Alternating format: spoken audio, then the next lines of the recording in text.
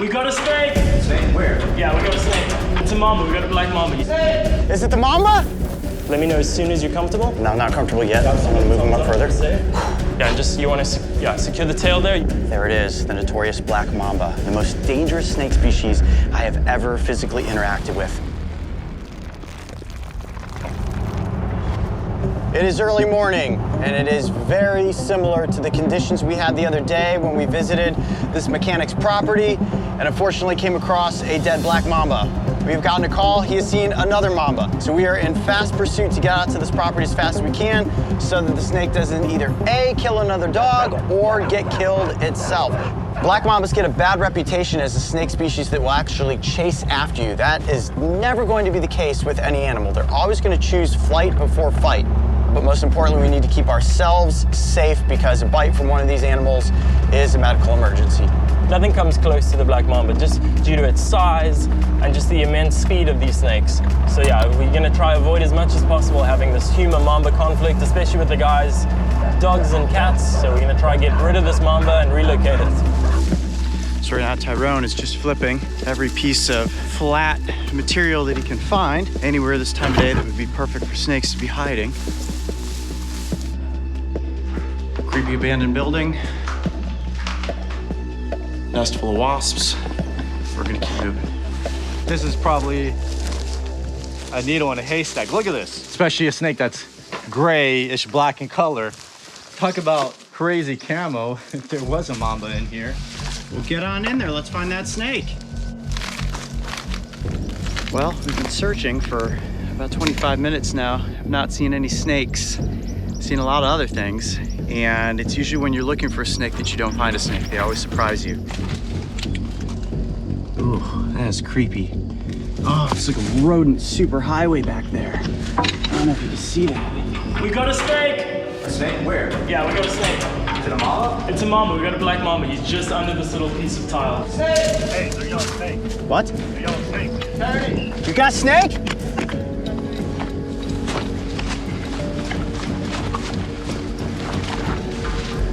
Is it the mamba? I think it's a mamba, man. Really, really, really? Where? Oh man, in here?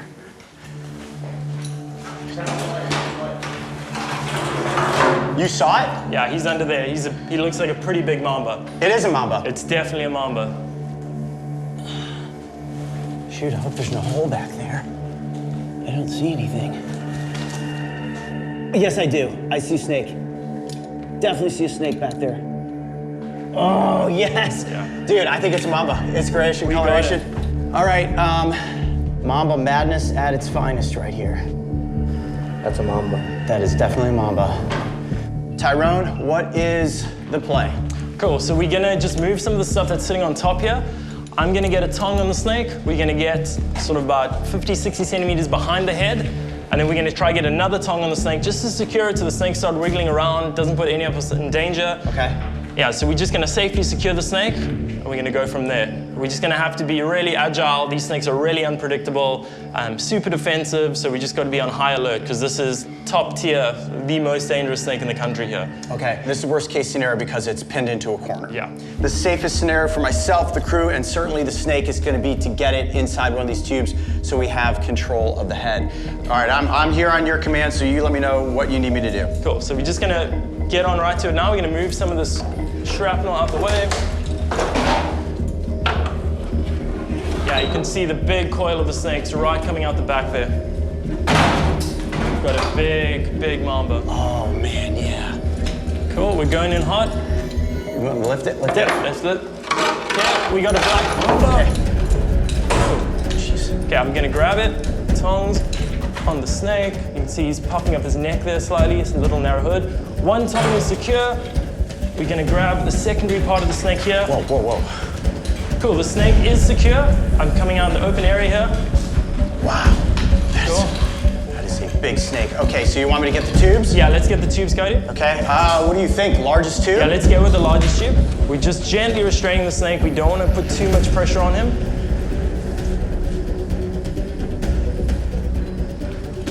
Get his head in there. Okay, he's going, he's going.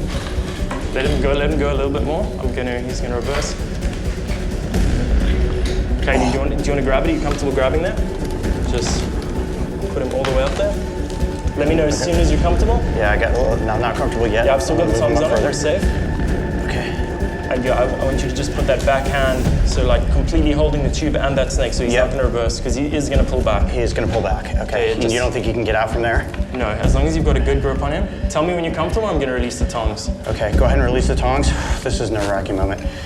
Okay, and you remember, he may try reverse, so if he does, just hold him quite in place there. Okay. You got him. Okay. Can I work him up a little bit further? Yeah, you can work him out a little bit further. Good work. Oh, my hands are shaking at the moment. Wow, that is a very strong snake. Okay, well, watch your face there, sorry. There we have it. That is a black mamba, safely tubed. Rather intense situation, but that went pretty smoothly. That's how we do it. We work safely. I catch my breath for a minute. My heart is racing. Okay, so the snake is staying pretty calm now.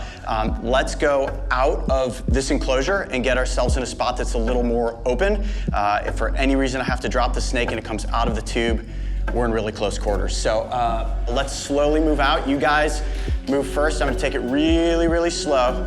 I got a really good grip. Tyrone, you want to check my grip on the snake? You think that's Yeah, we're good there. And let's solid. just angle a little bit up, just in case he shoots out. You got it. Yeah, you got a good grip. Yeah, just you want to secure the tail there. You're good, Coyote. Yeah. Man, this snake is insanely strong. Whoa, man. It is intimidating to hold one of these snakes. Right now, just trying to calm my heart rate. There it is, the notorious black mamba. It's almost tough to put into words what it's like to hold on to a black mamba. This is a species that I have just read about for most of my life, always hoping that I would see one in the wild and not actually be hands-on with one, the most dangerous snake species I have ever physically interacted with. It is definitely a heart-racing encounter. Now, the black mamba, of course, gets its name from the black interior coloration of the mouth. And if I turn it like this and it opens up its mouth, we'll be able to get a really cool shot of that. The reason a bite from this snake is so potentially dangerous is because it is armed with a highly toxic, neurotoxic venom. If you're bitten by this snake, it begins to send your body into paralysis, which shuts down your major organs. So when your lungs, your liver, your kidneys, and ultimately your heart begin to cease working, that's why a bite is so dangerous. Essentially, you just straight up go into paralysis and die. If you were ever bitten by a snake like this, it is an immediate medical emergency. The big issue that we're looking at here today is the human-wildlife conflict. And people are terrified of the black mamba. Obviously, it has a negative reputation, but this is not a snake that is interested in interacting with humans. A dog was bitten. Unfortunately, that dog passed away, and the snake was killed in the process. You have that constantly happening out here, especially in rural areas. But these snakes are not to blame. We are in an area that is perfectly set up for snakes to be hunting for their food. You've got abandoned structures, you've got bags of garbage that has everything that would draw in rodents. Where you have rodents, you're going to have the reptiles that eat them. So the more you can do in your own yard to clean up the trash and make sure that you're not drawing in the prey items for these snakes, the less of your chance of actually seeing one of these snakes and ultimately interacting with it. So the last aspect to today's snake rescue is to actually relocate this snake to a place that's far away from human habitation. That will give the better chances for this snake to live out the length of its life, and of course will keep the dogs and the humans in this area completely safe. Now, is this the resident mamba that we were told about? It's possible, it is pretty sizable, but when you live in an area like this, there's always going to be another snake. So you can see why the work that Tyrone does is so incredibly important here in South Africa. And a big thanks to him for taking us out on this rescue mission. I feel completely fulfilled in that we have finally found one of these snakes that we're able to rescue. It didn't lose its life, and we're doing a good thing for the environment by getting this predator back out to where it belongs. I'm Coyote Peterson. Be brave. Stay wild. We'll see you on the next adventure.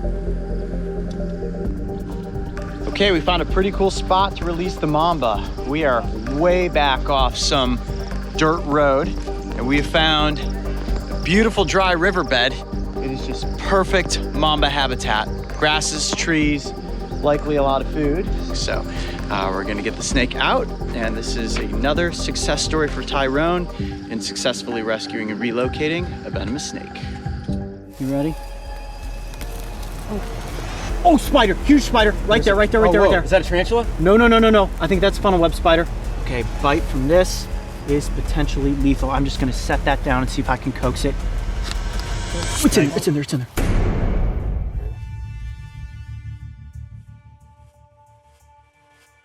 Australia is arguably the most dangerous continent in the world. I'm sure that as your imagination begins to run wild, you are likely thinking about being snatched from a river's edge and eaten alive by a giant saltwater crocodile. Or perhaps you are envisioning how terrifying it would be if you were to stumble upon and be bitten by one of its incredibly venomous snakes, like the eastern brown. However, it's not only the reptiles that you need to be weary of. Tonight we are exploring just outside of Sydney, the most densely populated city in Australia, which also happens to be home to the world's deadliest spider, the Sydney funnel web. Armed with a set of massive fangs and an incredibly toxic venom, just a single bite from this spider has the ability to kill a human. Sounds terrifying, yet these spiders are rather elusive and tend to avoid humans at all cost. In fact, they can be rather difficult to find, as building their silk-lined, funnel-shaped burrows under rocks or in rotting logs keeps them hidden and out of sight. Ooh, covered in ants. Watch out for that. Let's go on the back side of this tree. There's some logs to flip over here. So unless you were like me and are flipping over debris in the environment, your odds of encountering one are pretty unlikely. You ready? Lift this up. Oh, spider, huge spider, right there, right there, right there, right there. Is that a tarantula? No, no, no, no, no. I think that's funnel web spider. Right there, just came out from underneath that log. Look at its abdomen right there. Holy cow. That's definitely a funnel web spider. Hold on, I need to get in this container. Oh my gosh, did you see that? It's a good thing I picked up the log from the other side. It was just burrowed right underneath there. That's a tiny container, dude. That looks too big to be a funnel web. No, no, no, no, it definitely is. Look at the front of its body. Oh yeah. Wow, that spider's so big, I don't think it's gonna fit in this container. Mario, you have that bigger jar? Yeah, I think I might have one in my backpack. Hang on. Let me see if I can peel back some of these grasses. It looks like a tarantula, but I... Ooh, it's moving, hurry up! Okay, bite from this is potentially lethal. I'm just gonna set that down and see if I can coax it. I'm gonna try to coax it right into the container. Now they cannot jump, but they will lunge forward. It's in there, it's in there, it's in there. There we go. Wow! Look at that. Oh yeah. That is 100% a funnel web spider. That is a big one. Wow. We cannot miss getting this up close for the cameras. Okay, let me grab my bag and let's head up to those rocks. Wow! That is without question a funnel web spider. The question that remains is, what species is it? I want to find a good flat open rock. How about that one right there? This? Yeah, that looks that's pretty. Or that one. Is that better? Yeah, that's a little bit better. Let's see if it'll just sit on top of the rock surface like this. Yeah, I like this. This is good. Wow. Yeah, let's have a look. That is intimidating. It does. It looks like a tarantula. I know you said, is it a tarantula? You sure it's a funnel web spider? 100% certain it's a funnel web spider. One of the ways that you can identify this species as such is they have a very bald cephalothorax. Now they do have hairs on their legs and on the abdomen, but that is how you can recognize a funnel web spider. And that's the perfect sort of place to find them, underneath logs where they can wait in ambush for their prey. Now they will also obviously be inside of burrows with those little funnel web systems. And whoa, am I glad that I picked up the log from the end that I did. Now my fingers didn't tuck underneath the log. I was on the top side, and that's why you always pick up a log from an area that you can see, because if you tuck your fingers underneath, you grapple onto that spider and you take a bite, you are on your way to the hospital without question. Okay, now I know it's probably kind of tough to see it inside of this container, so let me see if I can take it out and place it on the rock here, and let's get some shots with it. You ready for that? Okay, let me help the guys break out the lights real quick. Okay, yeah, we're losing light here.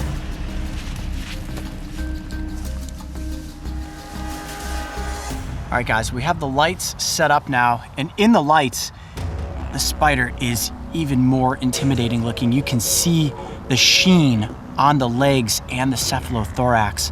It's already cast a little bit of webbing inside the container there, and I think if you guys are ready, let's take it out of the container and see if it will just hold its ground here on the rock. Now, this is an extremely aggressive spider species, and oftentimes they won't run, but what they will do is rear up and show you those fangs and those front legs. Okay. We have to be very cautious. Yeah, I'm gonna just gently tilt this down like this, and let's see if it will crawl out and just stop right there. Here we go.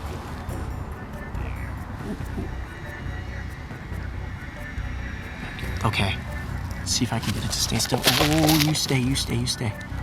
Actually, maybe I'll do this. It seems to be more comfortable inside the container. Yeah, that works for me. How about you, Mark? Okay, it's just such a dangerous spider. I mean, even more so than a wandering spider. Oh, okay. Look at those hooked legs, allowing it to hold onto the edge of the container. Let me see if I do this. Maybe if I put the container over top of it and give it just a second to stay right there. Now, one reason that the bite is so bad is that because when they bite, their fangs are so long, they actually will hook into you, hold on, and continue to pump venom. And it's not like a black widow or a redback spider where they might give you a warning bite. A bite from this spider species is full on as much venom as I can inject.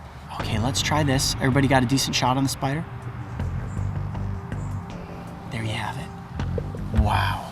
And just for scale, look at how big that spider is next to my hand. Not taking my eyes off of the arachnid. That is definitely as close as I feel like I can get.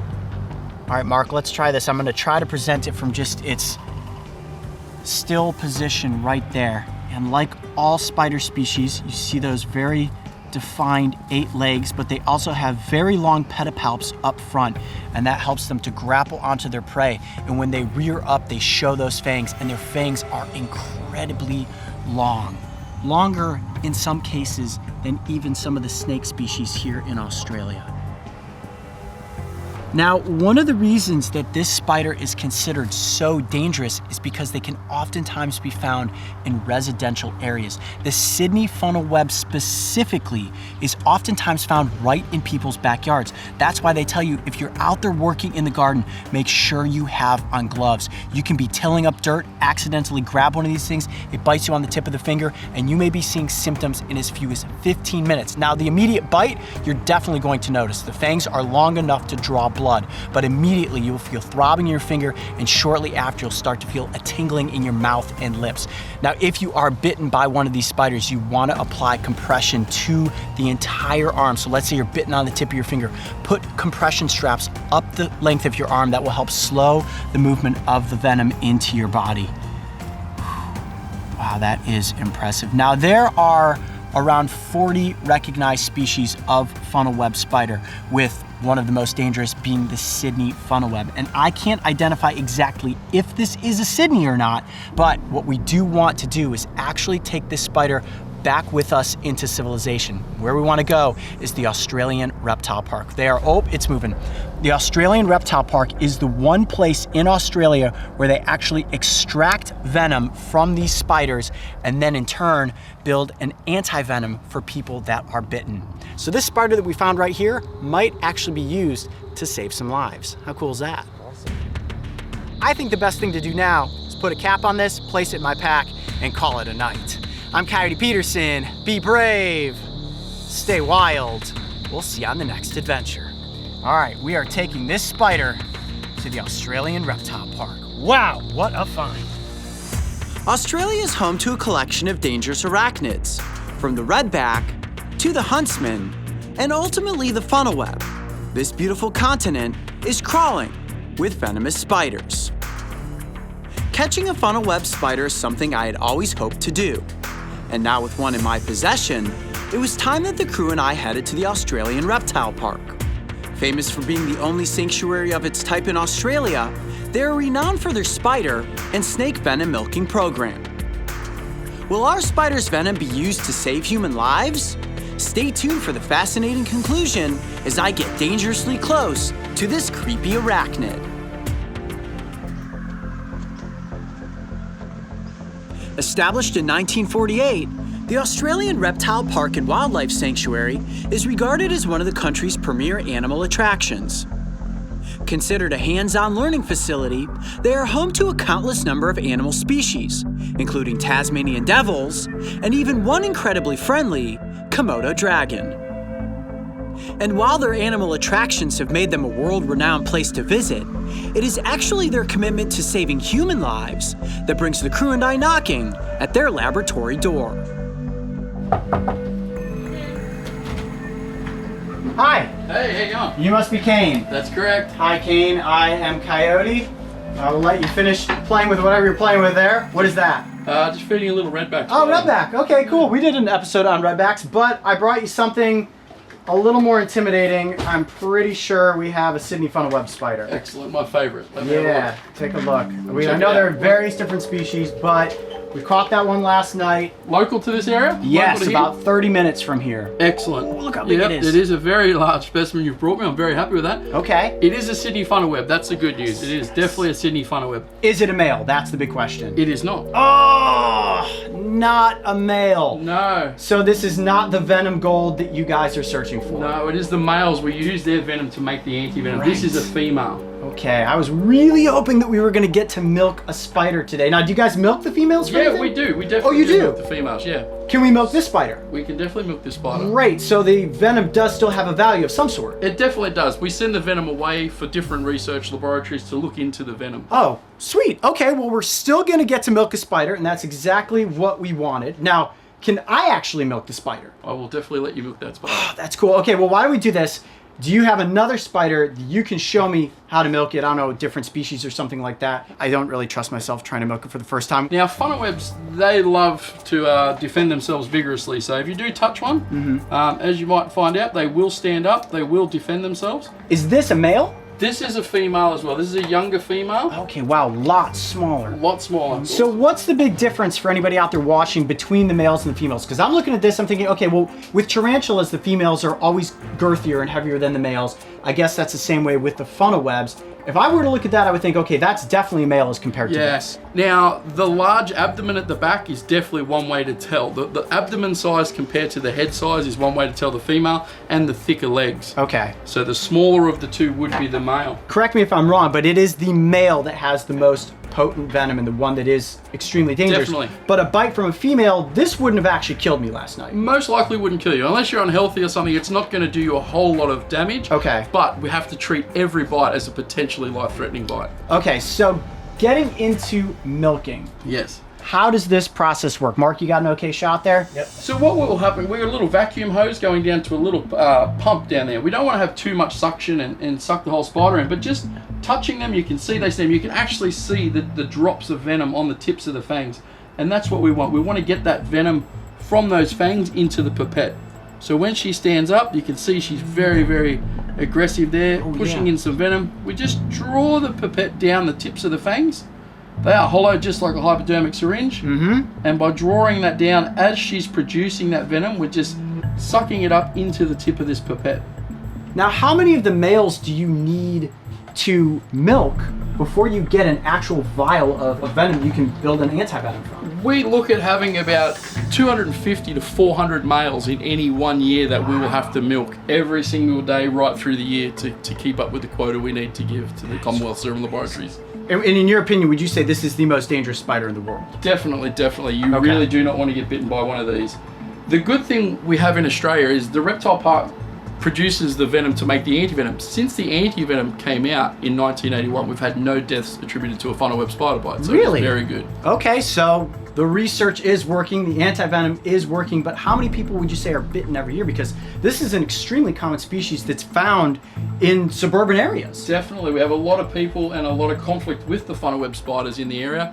There's about 5 people every year that require a serious amount of antivenom. There are also bites that do present to hospital that don't have a severe envenomation. Right. And then may not require antivenom. It's always a last resort, the antivenom. Okay, now the spider that we caught last night is a female, and fortunately I was not bitten, but if I was, what would I have wanted to do in that instance? First thing you want to do is a full compression bandage on the area you've been bitten. Okay. If that was on your hand, any bracelets, rings, watches, jewelry has to come off straight away because So it this will would have been swell. problematic. Definitely take it off. It Okay. will swell up straight away. Let's say I was bitten on the tip of my finger. Basically, what we're going to go with a bite is you want to go around the bite site first of all. Okay. These bandages are great. They're going to tell us the correct tension to put it on. When they form a square, we know that they're going the right tension to restrict the flow of the venom. You go around the bite site, and then what you're going to do, because it's at the fingertip, we're going to go the whole limb. We don't stop at the wrist. We don't stop at the elbow. We go as far up as the bandage will allow us. Now that pressure, you can feel that's pretty tight. Oh yeah, I feel like a mummy. What the idea is it's restricting the flow of that venom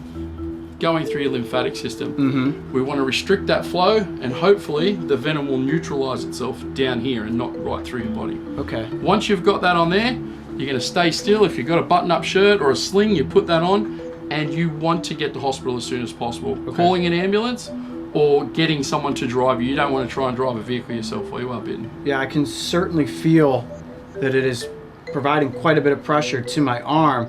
Now, like I said, as we all know, I was not bitten, but here's the million-dollar question. Have you ever been bitten? I've never been bitten by any spiders, luckily. Really? So no Wow, spiders, so no. you're extra careful when you're working with these Definitely spiders. have to be extra careful working with Yeah, it. well, when we were filming last night, I'll tell you what, I was nervous to be around that spider. This is good to know. I mean, it sounds like this is something that everybody should have in their first aid kit here in Australia. Definitely in Australia. Venomous snakes around the world differ in different areas you wouldn't. In Australia, with our elapids, we need this same bandage will work on any of our venomous snakes as well as our funnel web spiders. All right, well, let's take this off my arm. I've seen you milk a spider. I think if you guys are ready, I am ready to milk the Sydney funnel web.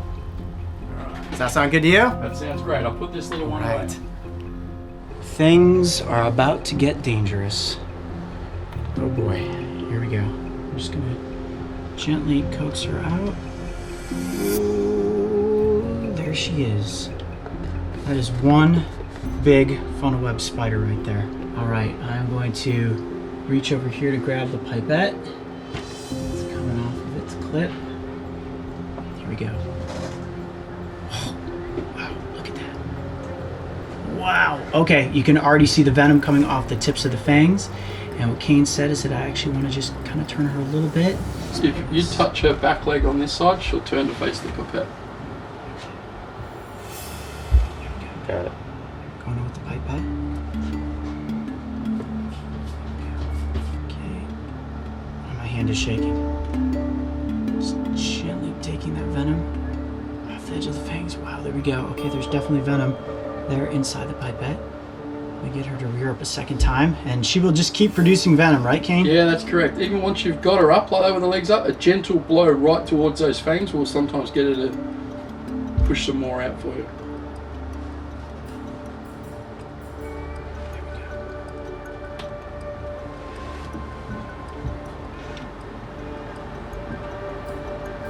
That's it. Just draw down the fangs. Ooh. Yeah. Just bit the pipette. You can feel the power in that strike. Okay, I think that's all the venom she has to give, and you know, it's not as much as I thought was going to come out of there. I could see why you guys have to milk so many of these spiders to build up a vial to create that anti-venom. Yeah, exactly. It's not as much as you're going to get from one of our venomous snakes in Australia, but it does show you how potent it is. It's only a little amount that does a lot of damage. Okay, now what do I want to do with this? We'll put the pipette back safely over here. Okay, I'll hand I'll that take to that you. for you. I'm going to just put this little capsule back over her for safety's sake. Excellent. There you go. Wow. Whew, that was nerve-wracking. And you do this every day, don't you? Every day. I love it. Wow. Well, this was so cool. Thank you so much for letting me milk Not a problem at all. a funnel web Appreciate spider. it. Now, it wasn't a male. It was only female, but that doesn't matter. The venom is still of value. Now, for everybody out there watching, if you come across one of these spiders, try to safely catch it and bring it here to the Definitely. Australian Reptile Park, because this is the only place that... Milks funnel webs for the production of anti-venom in Australia. That's right, guys. So if you bring one here, there is the chance that you're going to save a life. I'm Coyote Peterson. Be brave. Stay wild. We'll see you on the next adventure. The Australian Reptile Park is the only sanctuary of its type in Australia that has a spider and snake venom milking program. And the good news is that their anti-venom creation has been saving thousands of lives for over 50 years. If you encounter a snake or a spider while exploring in Australia and admire the animal from a safe distance, your odds of being bitten are very unlikely. However, unexpected bites do occur, and if you find yourself in this worst-case scenario, make sure to stay calm and seek medical treatment immediately. If you thought milking a funnel web spider was nerve-wracking, make sure to go back and watch the episode where we caught this infamous arachnid and got it up close for the cameras. I'm Coyote Peterson, and I'm about to enter the bristle zone with the silk moth caterpillar. 1, 2, 3. Oh, buddy. Ah! Oh, yeah! Now, where did this caterpillar come from? Because you guys didn't see me actually catch it in the wild. Well, last night, the team and I were out doing some night herping. We split up and went in 2 different directions. I went left, Mario, Trent, and our entomologist friend Jim Cordoba went to the right. I caught a spectacled canis. And he's got a lot of fight in him. And then I caught a brown basilisk. And right in the middle of that, Mario radios me and he says, "Go for Coyote." Jim's got a stinging caterpillar in a container for you. And I was like, "I just caught a basilisk." He's like, "Well, I think we should probably film this." And I said, "Great idea." We've got the insect sting pain index. We've got the plant sting pain index. So why not create the caterpillar sting pain index? There are thousands of caterpillar species on the planet, and a lot of them are capable of putting you in pain, and in some instances are even capable of killing you. But before we get into the pain test, first I want to give you guys a look at the moth that this caterpillar turns into. It is absolutely fascinating. And to do that, we're going to meet up with Jim at Insectopia. All right, Jim, now before we reveal the moth that aligns with this caterpillar, first I think it's important to define for everybody watching what exactly a caterpillar is, because it is an insect, but it's a little different than we would expect. Exactly. So, well, there are different group of insects. So some of them, they have something that we call complete metamorphosis. And also are insects with a larva stage. So right here we have a larva of a moth. You know, and moths is a really huge group in Costa Rica. Over 18,000 species easily you can find in our country. So, would you like to see the moth? Yes, let's look at the moth that this will eventually metamorphosize into. Into this. Wow, it's Yes, cool exactly. looking. So the first thing that I notice is obviously this defense system with all the bristles. The moth seems to be pretty helpless. What is the point once it reaches adulthood? Basically just to reproduce and find a partner. That's it. They don't have even a mouth part, so they cannot feed on when they become just a moth. So that is really interesting about this group of moths that we call saturnids that are really interesting to find in the rainforest. Well, let's head back to the field. It's time to get me bristled by the giant silk moth caterpillar. I'll be honest, I have not had much experience with caterpillars. I've seen a handful of them throughout my life. I'm sure you guys are thinking, "Oh, come on, Coyote, just touch it." No, no, no, no, no. My hand will feel like it is on fire. Woolly bears were pretty fantastic when I was a kid collecting those, but as we know, the woolly bear is harmless. Now, the genus of this caterpillar type is called Lenomia, and within that genus, there are 14 different species, one of which is considered deadly. That species exists in Brazil. Now, I was reading about that caterpillar specifically, and people who get bristled by it experience catastrophic effects. Basically, the venom from the caterpillar causes an anticoagulant effect in your blood. You hemorrhage internally, which kind of reminds me of the twig snake that we filmed in South Africa. I don't know if you guys remember that episode, but I expressed that if you were bitten by the twig snake, you begin to bleed internally. The blood seeps out of your eyes and your ears and of your other orifices, and there is no antivenom. Now, the venom for the caterpillar that can kill you, the one in Brazil, Lenomia obliqua, they are working on an antivenom for that. However, a lot of people that end up being bristled are in very remote locations, and within just a matter of hours, your body starts taking on the effects. So hundreds of people, believe it or not, die every single year from caterpillar bristlings. More people die from caterpillars than sharks, lions, or bears combined. How crazy is that statistic? Now, this caterpillar sting is going to be painful. It is not going to kill me unless I have some sort of crazy allergic reaction. And when you look at the bristles that cover its entire body, this is actually an evolutionary trait. The monkeys that live here in the rainforest, capuchins and spider monkeys, love to eat caterpillars. For us as humans, that would be like finding a gummy worm filled with custard. However, our gummy worms are not armed with bristles and venom. But these monkeys have actually evolved beyond the caterpillars at this point, and it's actually been recorded where monkeys have been poking at the caterpillars with sticks to try to break down the bristles, thus allowing them to be able to enjoy the meal without getting the toxic effect. Now, the bristles run right down into the bulk of the body, and at the base of those bristles are glands that contain the venom. In order for me to perform this caterpillar sting test, I'm not going to need to pick the caterpillar up with forceps. This isn't a bite, it isn't a sting. All I'm going to have to do is place my forearm down on top of the caterpillar and drag it back and forth. Now, just in case I have an allergic reaction from this caterpillar's venom and I go into anaphylactic shock, we do have an epinephrine pen standing by. I know you guys are just waiting for the day that Coyote Peterson gets stuck with the EpiPen. Hopefully this caterpillar doesn't do it. Now, this caterpillar will eventually build a cocoon, it will pupate, and will turn into that incredible moth that we showed you earlier.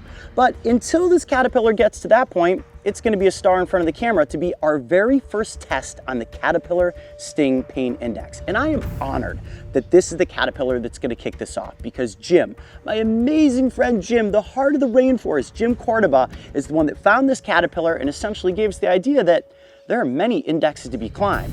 So for you, Jim, I am more than happy to take the bristling from this creepy looking caterpillar. All right, you guys ready for the bristling? I think it's time. I'm Coyote Peterson, and I'm about to enter the bristle zone with the silk moth caterpillar. 1, 2, 3. Oh, buddy. I'm not feeling quite anything yet. Oh yeah, there, got me that time. Oh yeah, hot diggity dog, it's Caterpillar Sunday. Wow, now they're turning on, there we go. Whoo, delayed effect. Ah, it is bad. Oh, it is bad for a very first caterpillar sting. It's bad. Okay. Where's your other little leaf, buddy? Oh, my knee's shaking. I want to get this guy here and protected in this leaf so I don't accidentally lean on him again. Oh man, that hurts. Holy. Okay, so this is, because of the bristles, I want to compare it to a plant because it's more of a nettling than it is a sting. Remember, with an insect sting, you've got a single ovipositor entering the skin and pumping venom. This is small little bristles that have essentially broken their tips off, almost like trichomes in the devil's toilet paper or the gimpy gimpy. And then by moving those bristly trees around, it activates the venom glands. And as that venom comes up and into the skin, that's where I'm at right now. Woo! Look at my arm is starting to turn all blotchy. You can see some spots forming here. Oh! If I was to compare this to an insect sting at this point, it's not bullet ant, it's not giant hornet, it's not execution wasp. It is getting a little bit worse, so I don't want to call it yet, but the current level of pain I would say is somewhere between harvester ant and maybe a lot of fire ants, so it's uncomfortable, and there's a burn, and it is growing. What are we in, 60 seconds in? About 2 minutes. Time flies when you're in pain. Wow, oh man. Hi, Chihuahua, I gotta get up for just a second and walk around. I gotta like punch the dirt or something. Oh, yowzers. Bam. Woo.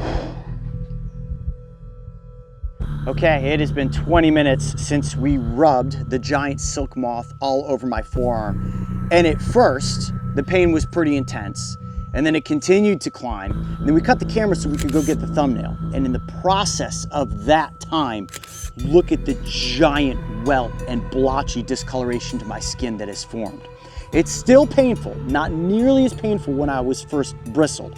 But if we're ranking caterpillars on their own index, the Caterpillar Sting Pain Index, I'm gonna rank this as a 2. And if we're doing this the same way as insects, where 1 is the least painful and 4 is the most painful, I have a feeling that there's some other caterpillar species out there that are going to be far more potent than the giant silk moth. But write in the comment section below, tell me, which caterpillar species do you think we should test next? I'm Coyote Peterson, be brave, stay wild. We'll see you on the next adventure. Big thanks to Jim and the Biosphere Foundation for their help producing this episode. Their positive impact on the conservation of Costa Rica is vital to the future health of our planet. Make sure to visit their website, where you can activate your desire to preserve the Osa Peninsula for generations to come. What you see here on the table are a pair of Hex Armor bite-proof gloves. Supposedly, these can withstand the bite of a venomous snake. What I'm gonna do is slowly move my hand in towards the snake's nose. Let's just see what the aggression level is as I move my hand in toward its face.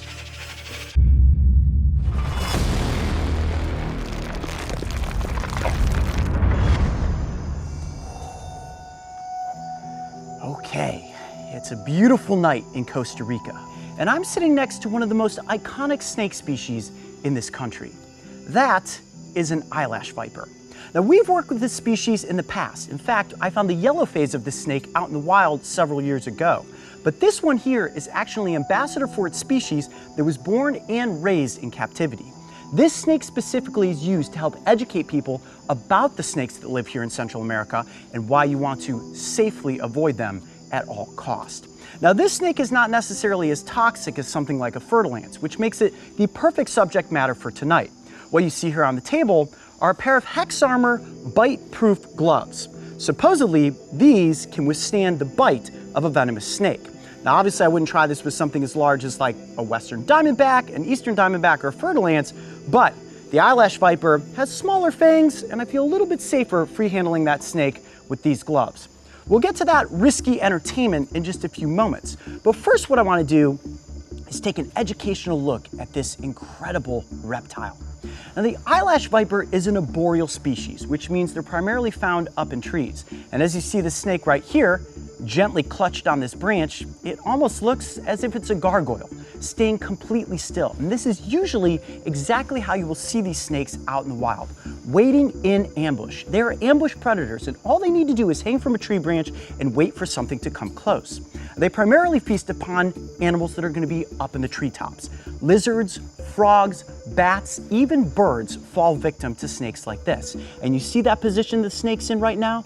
That S-curled shape, head pointing down, something gets close, it strikes out, and with those hinged fangs, injects a hemotoxic venom.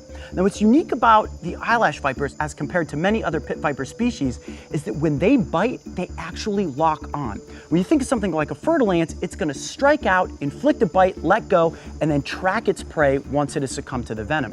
But with a snake like this that lives up in the trees, it needs to bite and hold on. If this guy bites a bat and that bat falls out of the tree, the snake's gotta go all the way down to the ground to get it. So this snake wants to bite, hold on, and then it's got its chance for a meal. The name eyelash viper, where does that name come from? If you take a real close look at the face of this snake, you'll see two little modified scales growing just above the eyes. Sort of makes it look like horns, or in this case, a pair of eyelashes. Now, scientists believe that these modified scales perhaps help them navigate through the arboreal environment, maybe pushing away plant matter, or possibly to help keep them camouflaged. These snakes are incredibly good at keeping themselves hidden within the environment.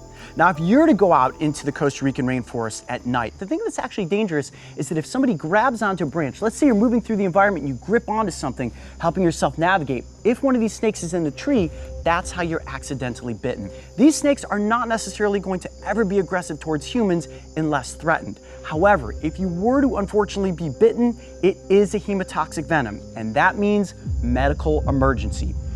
Now, you guys clicked on this video because the thumbnail likely has this snake close to my hand. It's like, oh my gosh, is Coyote going to get bitten by a venomous snake tonight? I'm not attempting to provoke a bite from this snake. The reason that I'm going to try to handle this snake with bite-proof gloves is because it's a fragile species, right? A snake of this size is rather delicate. It's not something that you want to squeeze and hold on to. You don't want to pin its head. You don't want to have complete control of the snake. The idea is that if I can hold it gently with these gloves, it may be a tactic that we use in the future to handle small venomous snakes. Coral snakes, sidewinders, eyelash vipers, these are perfect subject matters for using these bite-proof gloves. I also have to be aware of how close this snake gets to my face. So keeping it out in front of me like this is extremely important. Remember, they've got a rather far reach, and a snake like this can lunge forward nearly 2/3 the length of its body. If I'm bitten in the face by a snake like this, it's going to be a very bad end to my day. It takes a little bit of nerves when you start thinking about handling a venomous snake. And while in the past I've interacted with many different venomous species, to actually be hands-on with one without controlling its head is something that I have not attempted before. So if you're ready, it's time to free handle the eyelash viper. What I'm hoping is that I will be able to get it to just kind of come right out onto my hand. So you see that? The snake is backing its head up ever so slightly. Now that position right there definitely could warrant a bite, but you'll notice this snake is not aggressive in any way whatsoever. It's sensing my hand. Now you see the tongue flicking out. It's investigating me, saying, okay, this is something new in my environment, but it doesn't look like something that I would necessarily want to eat. So I'm going to gently see if I can bring it up. Oh, there we go. Let's see if I can get you to come out here onto my hand. There we go. There we go. Okay, this is going really well so far. Really, really well. There we go. And I just want to make sure that I'm not constraining the snake too much. There we go. Oh, I'm going to keep you right there. That's perfect.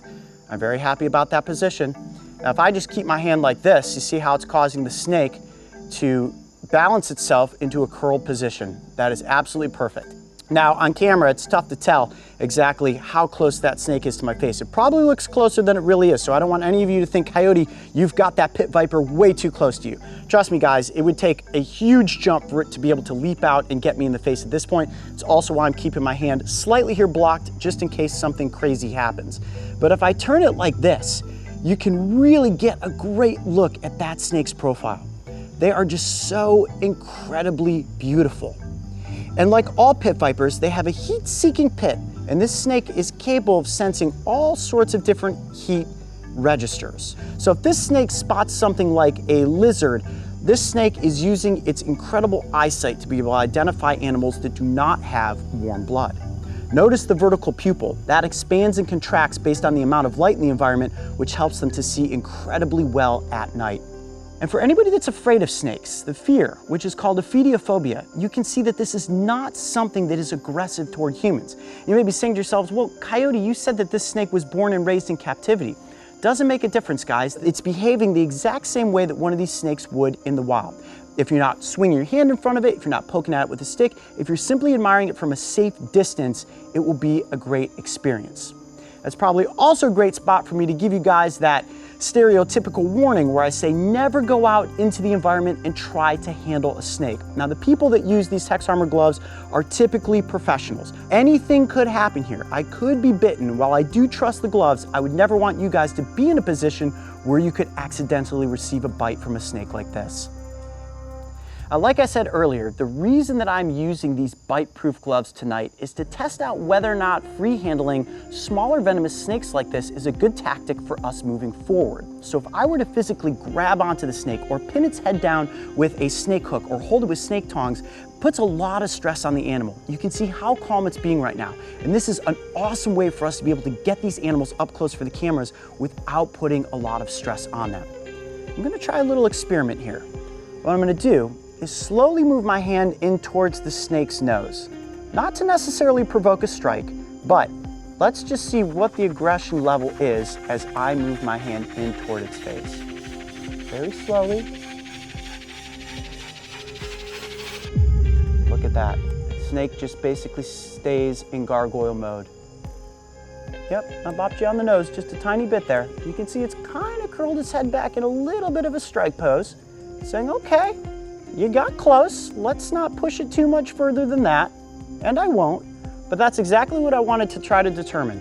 Is this snake feeling completely calm because it's not restrained? It has no reason to strike out and try to bite me. Wow, what a cool experiment this was tonight. Determining that using bite-proof gloves is a great way to interact with smaller venomous snakes. It's allowed me to stay calm, the snake has stayed calm, and we've gotten a really cool Central American species up close for the cameras. The one and only eyelash viper. I'm Coyote Peterson. Be brave, stay wild. We'll see you on the next adventure. All right, I'm gonna place you back up on your tree branch. Sound good? Put your finger down into a hole that has a spider and know that spider's gonna come out and bite you. This is the dumbest thing. All right, you guys ready? I'm actually 50-50. I'm curious if they're actually gonna bite you or not. I like it when Mario's 50-50. The last time there was like, oh yeah, Coyote, that's definitely gonna bite you, was my hand in a box of yellow jackets. If you really stop and think for a second, he's going to put his hand in front of a tarantula burrow, trick it to come out so that it bites him. I mean, that's pure nightmare fuel right there. If you have arachnophobia, this is definitely the episode for you. Oh, my tweezers. Found one over there? Oh my gosh, yeah, there it is right there. Oh, wow. Yeah, it's a big spider. I'm honestly very nervous to attempt doing this. These spiders are not small. And what's cool about these spiders specifically is that they are ambush predators. Now, this is not a trapdoor spider. A trapdoor spider would have a cover over its hole. This is some variety of tarantula that definitely just uses its burrow to probably entice things to sniff down in there. These holes are very well camouflaged into the ground and they're lined with webbing. So imagine if you were to be a little lizard or snake or a mouse and you come sniffing around the edge of this hole and all of a sudden a giant spider pops out and bites you in the face and sucks you down in there. That's kind of what the scenario is. All right, you guys ready? I'm Coyote Peterson and I'm about to tickle a blue tarantula. Here it comes. There we go. It's whapping the stick. Look at that. Oh, try to get my finger close.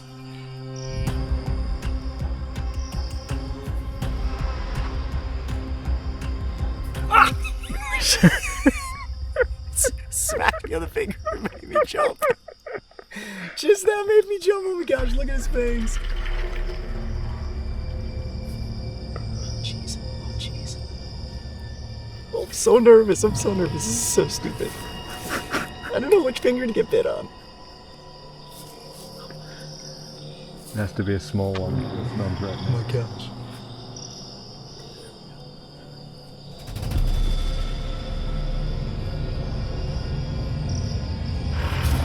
Oh, look at that. Gotta keep your finger still. Lockie, hold him down. You try keeping my finger still. Lockie, you gotta hold him down, dude. Oh my gosh. It's very nerve-wracking. Ow! God, I put it right down the side of my fingernail. I heard that. You get that? I heard it too. Yeah. Oh, you got right in the edge of my fingernail. I heard him hit your fingernail. I don't think he got me though, but I felt the fang go right there. Woo! All right, I can do better. This may end up being my favorite video. I think. Oh my gosh, this is the dumbest thing. Actually, maybe if I do this. Yep, that's a good idea.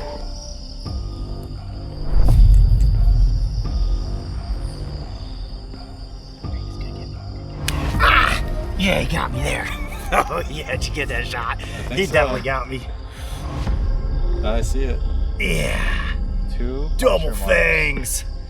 Oh, it burns. That's some pretty quick venom. Ah. Oh wow, yeah, wow, that's a little bit worse than I thought it was gonna be. Hoo-yee! Yowzers! Oh, that was a play right there. Get it to come all the way up to the edge and turn my finger sideways. Oh, My heart's racing. And what does it feel like? What does it feel like? More than a bee sting. I would put it on par with probably yellow jacket, I would say, but we'll see if it starts to build at all. You can see obviously the way that the fangs come up and those pedipalps spread apart and then the fangs go down. Got 2 solid puncture marks right into my hand there. It definitely burns. Wow, blue tarantula. All right, now I want to get one actually out of the hole and free handle it to show you guys that they're actually rather docile when they're not in feeding position. That's nerve-wracking. Think about that. Put your finger down into a hole that has a spider and know that spider's gonna come out and bite you. Only I would do something this dumb. All right, let's try to catch this bigger one.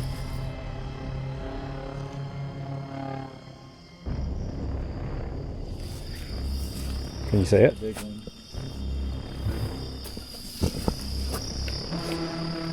Alright, so the goal here is to get this spider all the way up and out of its hole. And then when I do that, I'm going to free handle it and show you that they aren't nearly as aggressive as one might think.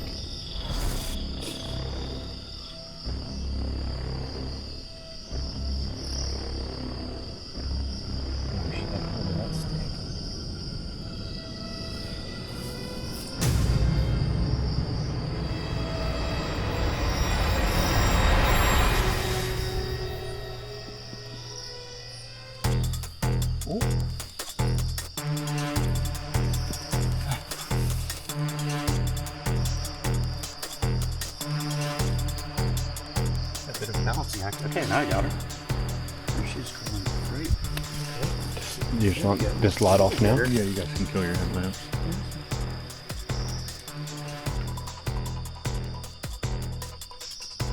Right up on my face. I'm not being able to get control of her, but you can see she's tucked down right there, but I don't want to go to my shirt. They're gonna come down like this. Wow, they sure have strong grip on their legs. There we go. She's right on top of my microphone. It's interesting. It looks like she has little eggs or a parasite on the side of her thorax. Oh. Okay, we've seen this scene before. Oftentimes you get tarantulas on my back, but we were successfully able to get her up and out of the hole. And you can see now, as I'm trying to handle her, she's more interested in getting away than she is at biting. Let me get you to go this way. Actually get her into my hand. Do you want me to go?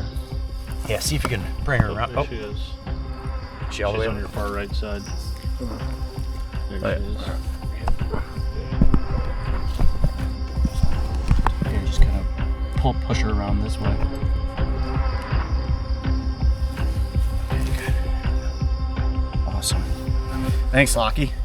When they're on your back, it's a lot harder to get them under control. And there you have it. Spider's not necessarily aggressive if it's not in hunting position. Still nerve-wracking though. Not necessarily holding it, but just getting it to come up out of the hole. That was a dangerous little game of operation. Have you ever heard the phrase, keep your hands where they belong? Inside of a spider hole is probably not a place anybody should be putting their hands. But the bite from a spider like this is rather painless. And while it did hurt at first, right now I'm actually experiencing no pain from the spider's bite. No more potent than that of a bee sting. On the initial bite, I said it was probably closer to the sting of a wasp or a hornet, but other than that, at this point, pretty much feels like nothing. And we proved that a spider, once taken up and out of its burrow, is actually pretty docile. I'm Coyote Peterson. Be brave. Stay wild. We'll see you on the next adventure. All right, let's let this little guy back down into his hole. These snakes scare me. These guys are renowned for just going crazy.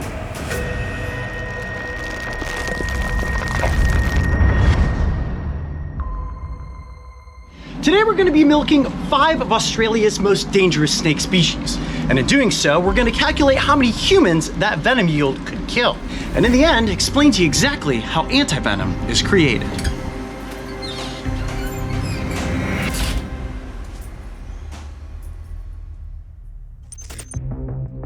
I will be working alongside Billy Collette. He's a Jedi Master in the universe of reptiles, and to date, has milked the venom from all of Australia's most dangerous snakes, hundreds of times. Billy, before we get into the intensity of milking snakes today, and I have to note to the audience, it is palpable how dangerous this room feels. Every one of these containers filled with a snake that can kill you.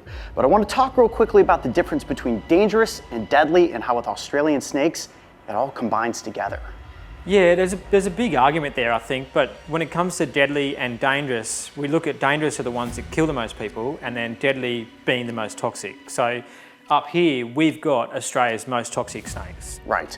A lot of times the dangerous versus deadly breaks down to where a snake is located in its proximity to humans. How often you will come across a snake versus how infrequently you could come across it, correct? Yeah. So at the moment, Australia's most dangerous snake is the eastern brown. It's not the most toxic, it's number 2 in the world, but it bites the most people. Wow, okay, so that's because of its proximity to humans. Yeah. When it comes to the actual most deadly snake in Australia, which species would that be? That's the inland taipan, and that's the most toxic snake on planet Earth. Okay, the first one we're going to be taking a look at is the king brown. This thing is a giant, the mulga as it's commonly known. What do we need to know about the snake? They've got the biggest venom yield of any venomous snake on the planet. What they lack in toxicity, they make up for in volume, and it's just an overwhelming effect on your system. And you imagine one of our really big king browns can pump out in excess of 800 milligrams in a bite. You can see straight away massive venom glands on this fella.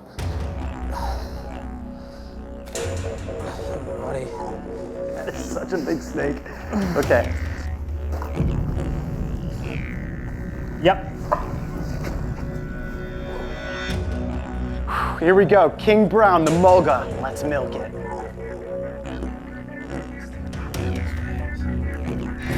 Oh, wow. Dang, that's a lot of venom. So it's still going. His glands are still, they're probably still 80% full. So he's able to control, in a sense, the amount of venom that he's choosing to give. And look at that. It's just locked in He place. will not let go of that. There we have it, the king brown officially milked. That's 1 out of 5, and that is an intimidating snake right there.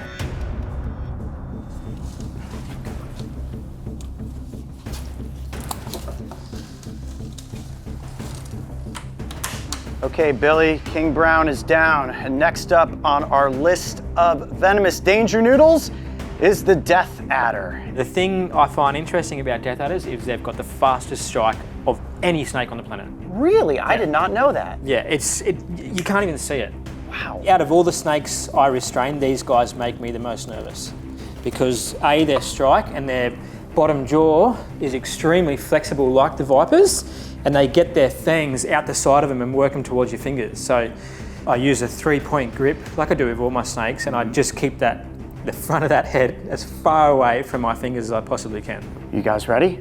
Milking the death adder. Oh, jeez. I jump every time. It made me jump. You didn't warn me about that. You can see just with that leap to grab onto the vial, the speed, even with your hand controlling it, was fast. So what sort of prey species are these snakes specializing in? Using caudal luring like that with the tail, I imagine they're drawing in little mammals and lizards, maybe birds? in particular, small birds. Okay. Yeah, they love to eat skinks and geckos. Okay. It's the only elapid, short, thick-bodied elapid that sits still on the ground and relies on camouflage and that ambush attack, you know. Pretty cool.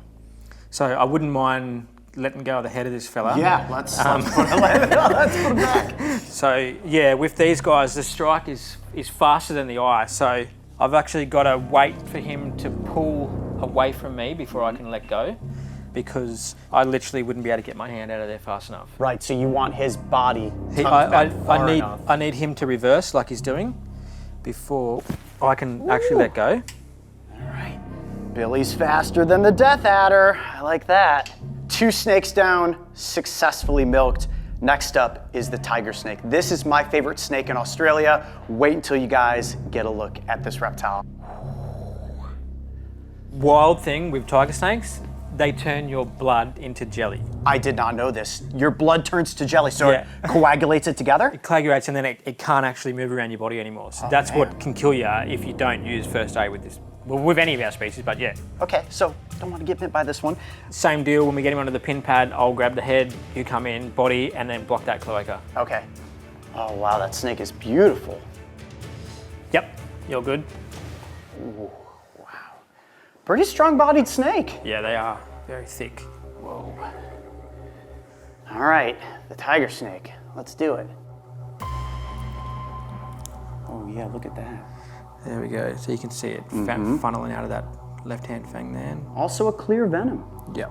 Now, like the king brown, is this a snake that's going to bite and hold on? Unlikely. More of a bite and let go, and then try and get away, unless it's grabbed a prey, you know, a lizard or a frog or a little bird or something. And where are these snakes typically found? I mean, is this a species that humans are likely to run into? Not as much as they used to. They used to be very common along the East Coast, but with urban development and so on, and their habitat cleared, they're not as common. But some areas they are, especially the colder, more alpine sort of areas, and even islands off South Australia and Victoria and Tasmania and so on. And he should let go pretty easy. And that's actually a pretty good yield. What I'll do is I'll swap you that. Got it. Don't drink it. Yeah, I will do my best not to. Very tempting. And I'll take this. And tiger snake. And I'll take him back to the So enclosure. far, successfully accomplished.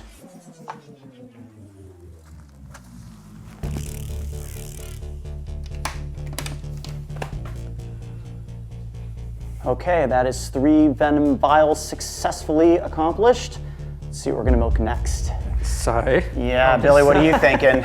I'm just warming up here. Okay. And picking, I think I'm gonna go with Keith. Like, all the taipans here are pretty jumpy. And its name is Keith. Keith, yeah. Okay. So he's not as reactive usually. Okay. He's a little bit more behaved, so I wouldn't mind using him. Now, anything we need to know, because these are very fast snakes, correct? So before antivenom was available, this species had a 100% kill rate when they bit someone in Australia. Okay, so now that antivenom is created, that's not necessarily the case. So what you're saying is that if you were ever to be bitten by a coastal taipan, it is a 100% death sentence unless you receive antivenom treatment. Yep. So, you know, normally as our snakes get more toxic, the venom yields get smaller. Not with these guys. Okay.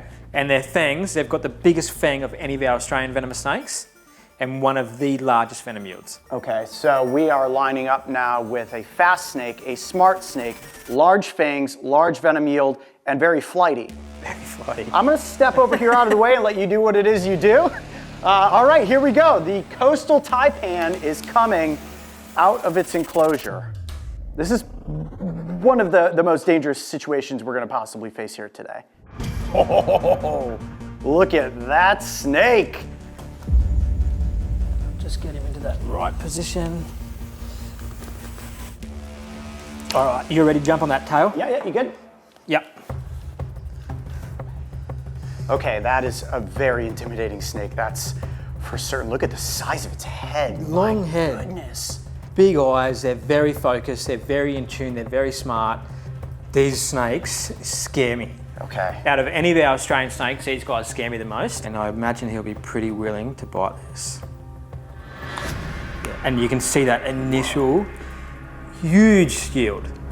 That is massive. And look at the fangs. Jeez, you're right. And with the venom itself, so you know how the tiger snake causes your blood to clot? This guy does the complete opposite, and your blood thins out to the point where you bleed out of every orifice, out of your gums, your eyes, and you know, downstairs, just bleeding. Yeah. So you're like internally hemorrhaging if you get bitten by this. Internally hemorrhaging, and then it paralyzes your diaphragm, so your heart and lungs can't work. And essentially you'll choke to death on your own You blood just literally just die, yeah. Wow, okay, that sounds like a horrible way to go. But thankfully, the antivenom is fantastic, and the first aid is just as good. So. Okay, how fast does something like that set in when it comes to your blood thinning out? I mean, how much time would you estimate you have if you're bitten by one of these snakes? If you were to get bitten by one and do first aid straight away, it'd be hours usually before you had any symptoms, because that's how effective those bandages are. But without a bandage, I reckon, based off studies that I know, you're looking at about half an hour. You'd be vomiting blood. You'd be passing out. You'd be in a very bad way. So a bite from the snake, and within 30 minutes, you were going downhill quickly. Yep. Wow. Breaking out in sweats, and just in a very bad place. Yeah, not a snake you ever want to tangle with. Okay, I imagine you probably want to get this guy back. Whoa, look at the inside of the mouth. Yep. He's looking at it. He's And like, I there's mean business. hundreds of teeth in there across that bottom jaw and the top jaw for securing rodents, you know, and that's what they feed on. And those massive fangs. So I'll grab that tail. Grab that.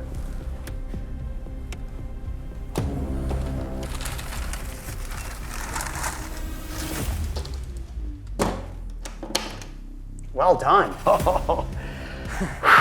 That was intense, and it's not even the most intense snake that we're going to milk today, but wow, I mean, I'm sweating bullets. I can't even imagine how you're feeling right now, Billy. I know this is a part of everyday life, but for us, getting to milk these snakes and see them up close like that, it's intense.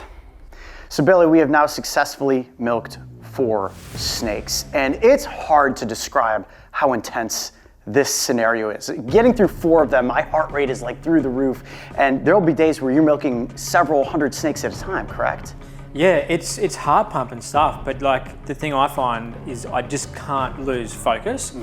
And if I'm having an off day, I have to call it because there's no point taking the risk with these things, especially those taipans, and as you'll see very soon, the eastern browns are just so jumpy. We're about to milk the eastern brown, which is the most dangerous snake species that we're going to interact with today, arguably the most dangerous snake species in Australia. If the worst case scenario were to happen, if you were to be bitten, what is the protocol that you would go through to save your life? We have a drill and we can go through that drill if you want. You can be our victim. Yeah, I'll play the not bitten by, but the what if bitten by victim. Yeah, let's do it. Let's test out a snake drill. Where do we start? Right here with a snake bite bandage. Okay, Billy, let's set up the scenario. A bite is most likely going to happen right in this vicinity if the snake's head wasn't pinned correctly. So, assuming I was trying to make my move, ooh, bitten, got bitten, Billy. Okay, mate, just move away from the snake, come up this way, very quietly and calm, straight on. Oh, that was bad. Take that jewelry off for me and that sweatband. Gonna get a bandage for you. We're gonna go 3 times over your bite site. It's important to try and get those rectangles into squares on these type of bandages because this is actually slowing down your lymphatic system movement in this limb, which is what the venom's actually traveling through. So it's not in your blood system yet. Okay. Really important you keep that limb straight. Okay. I'm gonna deal with this snake. So we've got the snake, he's back in the cage. I'm gonna grab the wheelchair and at the same time, I'm gonna contact reception. Billy to reception. Really Coyote has been bitten by a tiger snake. He's got his bandage on and I'm just transferring to wheelchair now. The time is 11:09. Can you please advise Gosford ED that we are on our way? I'm grabbing the anti-venom.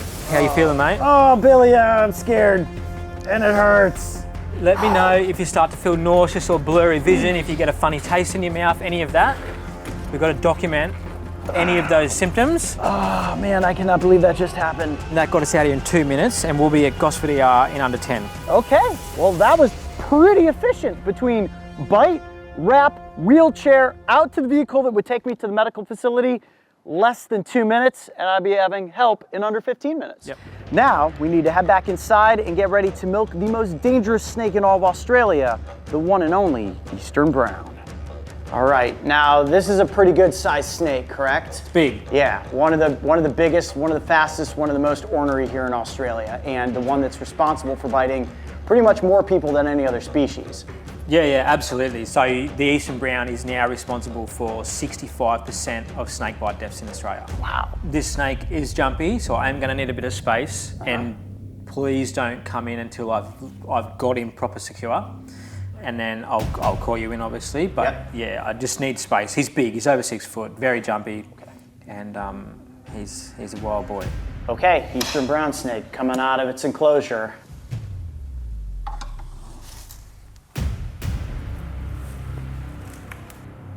Ooh, that is a big snake.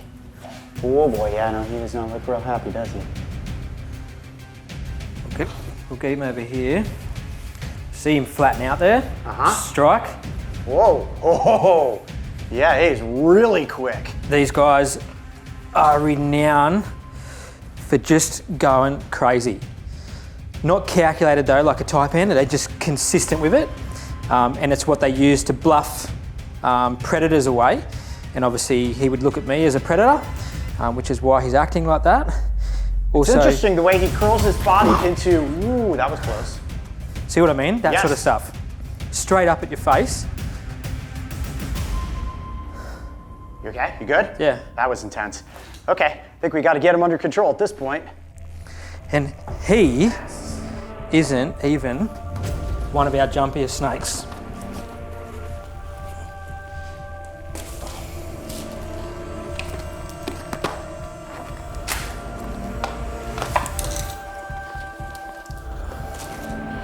All right, Okay, you good? all good. Okay. This is without question the strongest snake that we have held on to today. Unbelievably strong. Okay, you good? Yeah, man. All right. Get him on here. All right, so you can see tiny yields, Yeah. but unbelievably toxic. And how's how they act? Like, Spastic. they just go nuts. And for the handler, you got to be confident in yourself, like reaction speed, not to let go, what you're doing, your next movement. And like I said, he's not even the craziest. He's one of the quietest Eastern Browns we've got. I mean, that was probably the most intense, fastest move I've ever seen a human make, which I'm sure we caught on camera. I mean, he was all the way up by your face when he swung his body up. That was insanity. He came mouth open at my face, like these things do not muck around. Okay, all right, guys, we're gonna get the snake back in. That was a very, very, very intense moment. You got him? Yep. Okay. Woo!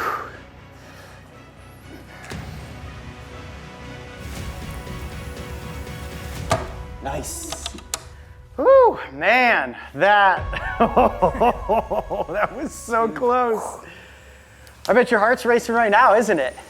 I don't really get the adrenaline dump from that anymore. My heart's racing for you. How about that? I know that sounds stupid, but because I'm so used to it, I'm so programmed. It's not that I'm not scared or anything, it's Yeah. not that. It's just, yeah, it's just part of the job with these guys. Now that we've got our venom lined up, the next thing I want to do is sit back and take a look and try to calculate how many people this venom yield added up would kill.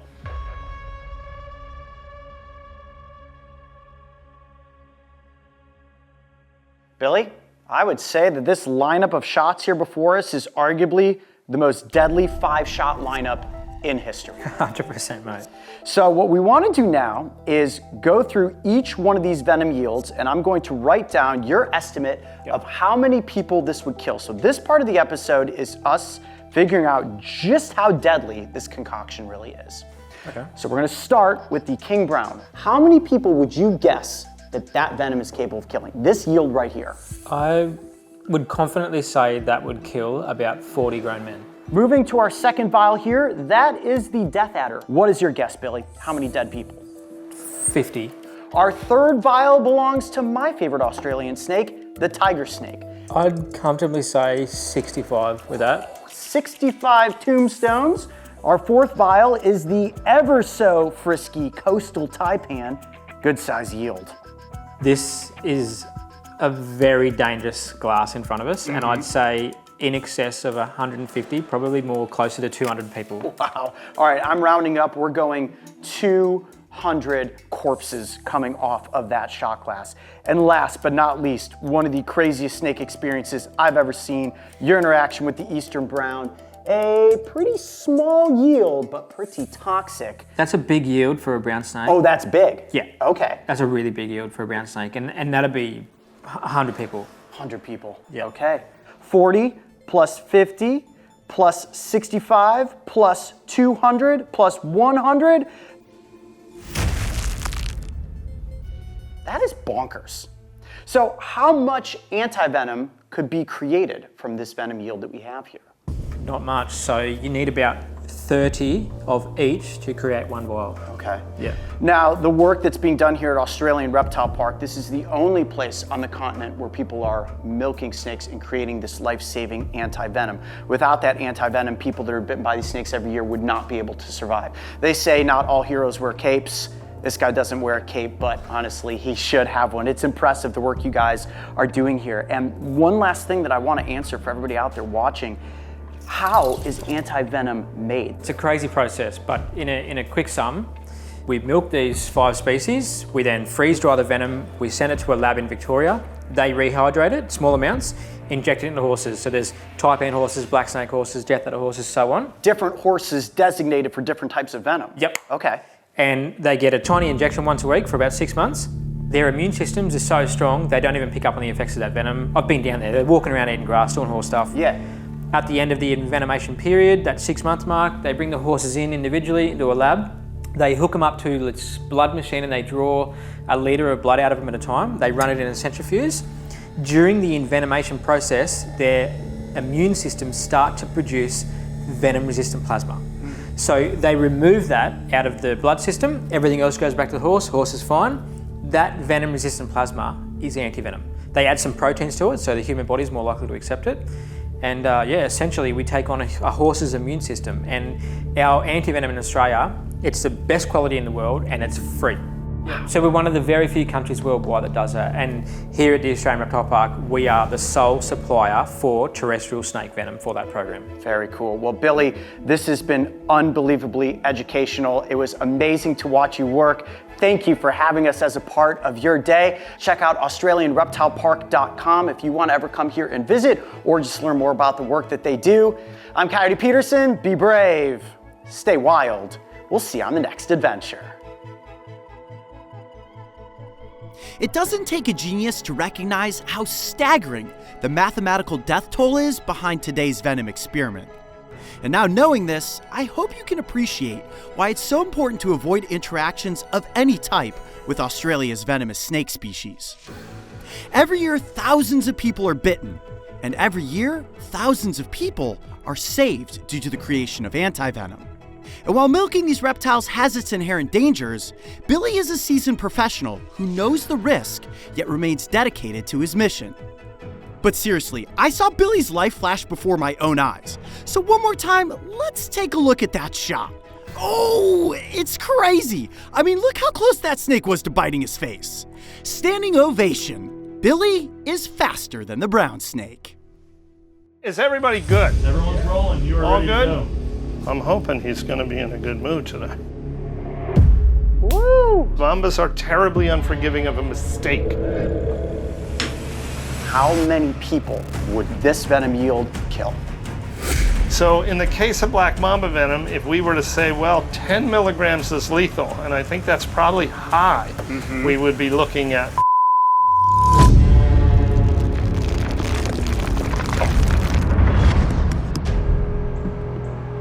Ready to go again? And action. Over the years, we have milked venom from all of the world's most dangerous snakes. And if you've been following along with these crazy escapades, then you know that we have strategically skipped over one of the most terrifying species, the mamba. We are back in DeLand, Florida, at the Reptile Discovery Center. And as always, we'll be working with America's favorite snake expert. Look at Carl back there getting warmed up for a morning filled with fresh snake milk. In the world of venomous reptiles, there's nothing more terrifying than an angry mamba. They're fast, strong, intelligent, calculated, and armed with a highly neurotoxic venom that if it enters your bloodstream is a guaranteed death sentence. Now here's something crazy. Carl has been bitten not once, but 3 times by these snakes, which makes today's venom milking episode the most dangerous one that we've ever produced. Hey! Hey, Coyote, how you doing, man? I'm good, Carl. How are you? Welcome, welcome. Good to see you guys. Thank you. We are back, and we are here to milk mambas. Let's talk mambas for a second, because generally people know there's the black mamba. Yeah. They know there's the green mamba, but in total, how many mamba species are there? Yeah, so we really just say 4 species. 3 species of greens, and then of course the infamous black mamba. They are all African snakes. They're kind of distributed in different places through sub-Saharan Africa. Although interesting, the black mamba has the largest range of the 4 different snakes. And the black mamba, as everybody out there watching knows, is so revered throughout its range. I mean, it's the snake that truly terrifies people. I would say of any snake on the planet, we hear that people are more afraid of black mambas when we're traveling, mostly than any other snake. What makes a mamba so dangerous? Yeah, you're going to see a little bit of it today. Black mambas, of course, get big, you know, almost 12 feet. That's an enormous venomous snake to begin with. They're terrifically toxic. Years ago, they would say before the advent of antivenom, the black mamba was 100% fatal in a bite. That's probably not entirely true, but no doubt. He's a hypertoxic, very large, very active elapid. So even though mambas are in fact shy, nervous, retiring snakes, when people are forced to interact with one or inadvertently step on one or have cornered one, they become a formidable adversary and a really challenging snake. Okay, now the word that you said in there was nervous. And I can completely identify with the nervous nature of a mamba, having worked with one in the wild. We did work with a black mamba in the wild in South Africa. That's magnificent. And they keep you on edge for sure. And it's that nervousness that's very calculated at the same time. So in your opinion, when we're talking one being more dangerous than the other, green versus black, which one ranks as a more dangerous snake? Well, as a more dangerous snake to handle, certainly the black mamba. Okay. And more dangerous in general, again, the black mamba. He's capable of a large venom yield, a terrifically toxic venom. They're a challenge to handle, as you say, somewhat calculated and deliberate, and terribly unforgiving of a mistake. So we were doing lots of mamba venom in the late 90s and early 2000s. I have been bitten by 3 of the 4 species of mambas. That's very embarrassing. Okay, so let's talk about being bitten by the green mamba for a second first. So the green mamba was actually my second mamba bite, and because of the work we do with snake venom, I have become hypersensitive, allergic to snake venom. Like you would be to bee venom, it makes my work a little trickier. We have a terrific, what we call anaphylactic event.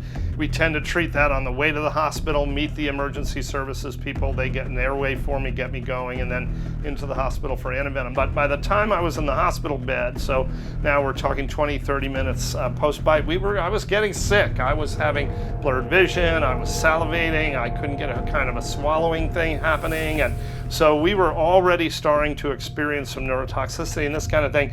The tissue involvement and the blood formations happened later over the course of the next 2 days. So do you have mamba antivenom here on site if the worst case scenario were to happen and heaven forbid you were to be bitten? Absolutely. So we've got a number of different mamba antivenoms on site. Now, my heart is going faster than normal. We're in a tight enclosed room. There's lots of venomous snakes. You're telling me this story about having been bitten by the snake species. I know the demeanor of these creatures. Do you at all get nervous in working with any of these, especially something like the mamba coming out today? Any sense of like heightened anxiety? No, but I get hyper-focused. Okay. You know, the whole thing that allows us to do our job is we don't fear the snakes, we understand them, but we certainly understand what's in play and the gravity of a snake bite. It's not something we take lightly. Yep. We haven't had a snake bite in 16 years. We've been safe for a very long time. We're going to continue that safety record today.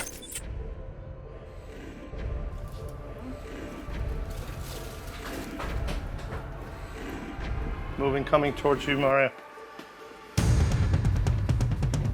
Whoa. Wow, it's beautiful. They really are spectacular, aren't they? Pressure. Don't change anything. Good. Whoa. Tell me when everybody's good. I'm good, Mario. You good? Yep. So this is the milking moment right here, and smaller things, obviously, so you don't worry about them necessarily catching a finger, right? So as elapids go, mambas have pretty long fangs, especially blacks. And remember, greens are often arboreal. They're almost strictly arboreal. And so these guys are often feeding on little birds and that kind of thing. And so those longer fangs help them. So we're going to bring him through. There he goes. You saw that first little shot. Yeah. Again, another. And another. Give him 1 second. We'll see if he'll bite one more time for us. So it's crazy how it shot out of the fangs, more than just a drip. It was like, boom. Yeah, you see this beautiful little chut, chut, chut. You know, again, they'll give you 3 or 4 shots. And let's see if she'll go one more time here. And that's about I saw a little bit on the backside there. So that's a good yield for that snake. We typically plan on about 50 milligrams for a green. My guess is that's actually quite a bit more than that. And as I said, that beautiful, slender, arboreal snake. And as a lapid go, these guys are really great snakes. I mean, that's really a beautiful, spectacular animal. It We'll go back in. is. Everybody's good? Yeah. Okay. Thank you. the way the venom shot out was much different than we've seen from some other elapids. I mean, once that venom goes in, guaranteed death sentence without anti-venom. That went pretty smoothly, I'd say, right? Good, right? Yeah. Okay, let's get this venom secure. We're gonna come back to that at the end of the episode, and we're gonna tell you guys how many humans Carl estimates that yield would be able to kill. But first, we gotta talk Black Mambas. Yeah, Coyote. So the Black Mamba becomes kind of a formidable snake as soon as you decide that you're gonna interact with him. Yeah, this snake, like as soon as we had the flashlight on, it knew, okay, I've been spotted, and as soon as we started moving stuff, it was like, get me out of here. It wanted to get away. Yeah, right. Well, there you go. So they're always looking for an out. They're thinking, I got to get out of here. Rightly so, right? They're dealing with this. So the thing with Black Mambas is they're somewhat unpredictable, particularly when they're restrained. And so we never entirely know how that's going to go in terms of how much trouble we're going to have actually just getting a hold of him safely. And when I say safely, that's both for us and for him. Yep. Or we're really concerned about making sure our animals are not hurt in the process and that they're handled properly and gently, but within reason, because we really are paying attention to what's happening here. And as you said, the idea of working an 8-foot elapid in this area that's unhappy. It's intense. We did King Cobra here a couple years ago, and that got intense real quickly. Don't worry about the camera. But this is compounded because not only is it a calculated, highly toxic snake, but this is another species that you were bitten by, and you are very much allergic to the Black Mamba venom as well. Right, so a Black Mamba bite was the first Mamba bite I had, a big 9-foot male, way back in 1997. How did that happen? And we had actually collected the snake's venom, and I was returning the snake to the cage, and we were somewhat new to Black Mambas. We had only been handling them for about a year at that point, and I was still gaining my understanding there of those guys.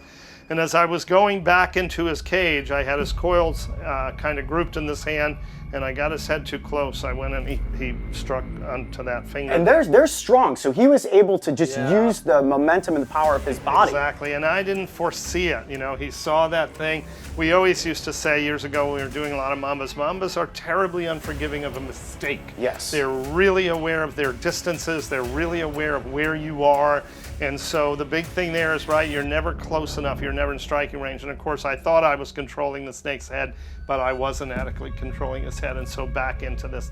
So that was it, and we got some pretty good venom on that bite, and things began to happen very rapidly. At that point, I was not allergic to Mamba venom. Okay. So it was a straight Black Mamba bite, and we were really able to document some amazing symptoms. But Black Mambas, again, heavily neurotoxic. Things began happening really rapidly. I was vomiting, blurred vision, convulsions. I was having a bronchospasm. So we had some really serious symptoms.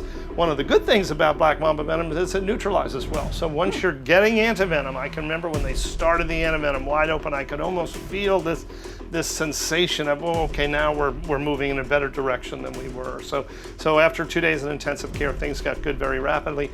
And there's almost no local issues with Mamba venoms, or at least Black Mamba venom. Right. So we don't see any tissue involvement or big hemolytic factors here, hemorrhaging, none of that stuff like you would be in a rattlesnake or a viper bite.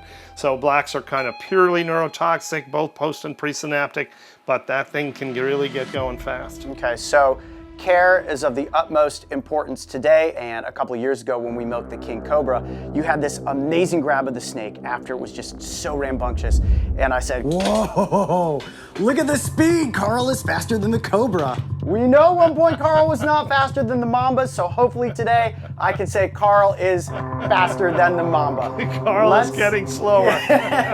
So let's get out the Black Mamba. Mara's gonna pop back in and help you wrangle the snake. We'll get into position. This is as intense as it's going to get today, guys, when it comes from a danger level situation. The Black Mamba coming out, we've got to be extremely careful. So Carl, we're under your command. You let us know where we need to be, and let's make sure everybody's safe. Okay, great. Is everybody good? Everyone's rolling. You are All ready good? to go. I'm hoping he's going to be in a good mood today. So we'll see. Oh my gosh, that's a big snake. He's a monster. Woo! I'm right in the there, baby. Nice. Okay. Babe, good. Want to get him there? You have him? Okay. Hold on 1 second. Everything, Carl? Yep, all set. Everybody's set. You can be wherever you want to be. Okay. Get that, put that over there. See, this is what I experienced. They coil up and they're so strong. That's one thing that I did not anticipate with the Black Mamba, is its ability to coil around you. And when I was presenting the snake on camera, the only thing I was thinking is that if I lost control of the snake, and remember, we had it in a tube, so I felt much more in control than you are now. If you lost control, that snake would be latched to you. 100%. And as you said, if he's wrapped up around you, getting rid of him presents a very real issue. So it's one of the reasons we stopped going back into the cage and we started just going into a transfer camp. Okay. So you can see he's ready to bite. He never fully understands this restraint thing. Is everybody good for him to bite? Yeah. Very good. Everybody's good? Yep. There he goes again. Wicked Wow, shot right so there. fast. Wicked shot. Good. Another shot. Look at that, just the bite and release. And it can control how much venom it's giving, correct? Totally metering what it's giving me, absolutely. And we think that process is largely cognitive, and he's deciding, I'm gonna give you this, I'm gonna give you this. And Mambas, again, especially Blacks and Westies, really famous for these shots at a time, a little bit. We'll get him again in 1 second. Are you good? It is the intensity that the venom shoots out that you can understand how quickly then that gets into your body. It's a millisecond, right? It's a millisecond. With Blacks, I can remember on my bite, moving to the sink to wash my hands, you always take a minute to decide if the bite is actually hot. And all of a sudden my lips start going numb, my face is tingling. I was maybe 20 seconds into that snake bite. And I remember thinking, here we go. And hot means you've got venom in your We've body, got correct? We've definitely got a hot bite, right? So one more shot. Perfect. Oh yeah. Oh, that was even a Great. decent amount of venom right there. Yeah, so that's really a good yield. We're probably looking at 150 megs there, Okay. which is about what we like for an adult black, about there. And he really did a good job today. All right, I'm gonna just back up out of the way a tiny bit there. So Perfect. So Wow. Mara, you're gonna go back to your grab stick. Yeah, good.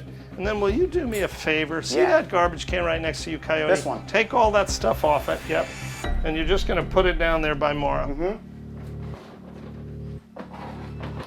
Awesome, great. lid off the top. Yep, Please. perfect. Okay, so I'm pressure now. Yep, and you've got him. I've got him. Good, now hold on 1 second, good. I'm gonna let him go. I've got him, thanks, buddy. Okay, I'm letting go. Yep, good now. That's a lot of snake. Hold on. Yep, hold on. Thanks, Coyote. And that's where I say, Carl is faster than the Mamba. Woo-hoo-hoo-hoo! That was intense.